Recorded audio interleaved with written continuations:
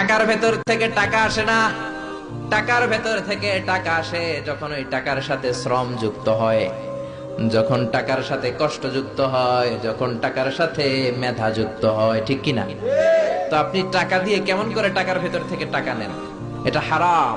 হয়তো আপনাকে ব্যবসায় অংশগ্রহণ করতে হবে, লাভ লস দুইটাতে অংশগ্রহণ করতে হবে, রিস্কও থাকবে।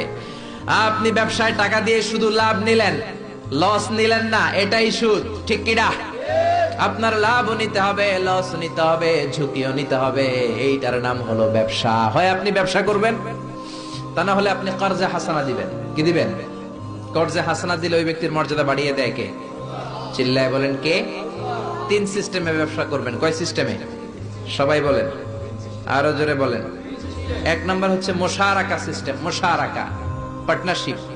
আমি আপনি শেয়ার, তিন চারজন মিলে শেয়ার, আমার টাকা আপনার টাকা, আর দুজনে মিলে ব্যবসা করব। আমার যদি ধরেন 4 লক্ষ টাকা হয়,